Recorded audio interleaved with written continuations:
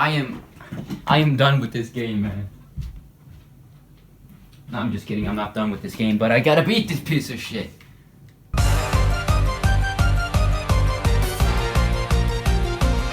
My name is Ray, and let's take a look at Crash Nitro Kart. Crash Nitro Kart was released in 2003 for the Xbox, PS2, GameCube, Game Boy Advance, and the N-Gage? It's worth pointing out that all versions have the same story. However, if you're looking to play Crash Nitro Kart, I would definitely recommend sticking to the main console versions because the handheld versions are just not the same. On to the main plot of this game. Team Bandicoot and Team Cortex gets abducted by a creature called Velo. This guy. I am Emperor Velo the 27th, ruler of this galaxy. Velo and his population hungers for entertainment, so Velo forces everyone to race. One really cool thing about this setup is that you actually get to choose which team you want to play with. In order for Team Cortex and Team Bandicoot to regain freedom, they have to win the entire galaxy circuit. The circuit consists of 4 different worlds: Terra, Barin, Phenomena, and Techni. And let me just say, the cutscenes in this game are very interesting to watch. All of the characters in the game have distinct personalities, and this game has a great sense of humor.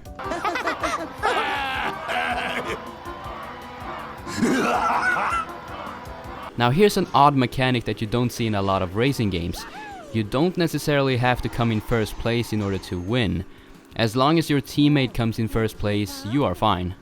So after you pick your team, you are off racing. Oh, and also, I forgot to mention earlier, but every world will make you go through 3 tracks followed by a boss battle. The bosses in this game are very well designed and they have unique and interesting personalities. However, I don't know what's up with the difficulty of these bosses. I tried to find a difficulty setting in the game to see if I was accidentally playing on easy, but nope, there's no setting, so it's just really fucking easy. The first boss is Crunk. Even though he looks intimidating, he is anything but. He sucks ass. You have to actively try to lose in order to fail here. Like seriously, you drive past him on the first lap and then you never see him again. The second boss is Nash. This little bastard right here. He is a little more difficult since he does drop 2 different items, but it's still not difficult. The third boss is Norm. He loves to read books and he can apparently divide himself into 2 different characters, one fat guy and one small. He is also pretty easy to beat. The only thing I would consider tricky about this battle is that you have to race on a fairly annoying stage with multiple sharp turns and traps. The fourth boss is called Geary, a germophobic robot that only wants to wash and make everything shiny. He can also give you some trouble, but it shouldn't take you more than a couple of tries if you are new to this game. Now, you would expect the final boss to be somewhat similar to the other ones. Maybe a little bit tougher, but not difficult. Well, guess what? He is difficult. This piece of shit is just way too difficult. Just to put it into perspective, I had to retry 12 times before I beat him. 12 times! Now I know what you're thinking, but Ray, you are absolutely horrible at this game. And maybe that's true, but nearly every YouTuber I watched playing this game had trouble on this final boss. Get out the way, you frickin' popsicle face. Shit! What the fuck? I'm just gonna retry. Shoutouts to Crystalfissure and Verticalsandwich, 2 awesome YouTubers who played through this game, so I'll link them down in the description. And they all had trouble with the boss. So, what makes Emperor Velo so difficult, you might ask? First of all, he's got an unlimited amount of missiles, or at least it feels like it. Oh, you're in first place? Prepare to get blasted! Oh my god. Oh my god. If you make one critical mistake like falling off the track, you can kiss goodbye to that victory because you'll never catch up to him again. The whole entire battle feels like a lottery, to be honest. I just don't get it. Every boss up until this point in the game were easy, and now all of a sudden you throw in a fat piece of shit green alien into the mix? He is hard and unfair, and he cheats. Does your mother tie your shoes as well? But enough about the boss frustration. Let's take a look at the gameplay. Up in the left corner you can see which teammate you have, and if you stay close to your teammate, your meter will fill, and once it's full you can activate Team Frenzy and get an endless amount of power-ups for a short period of time.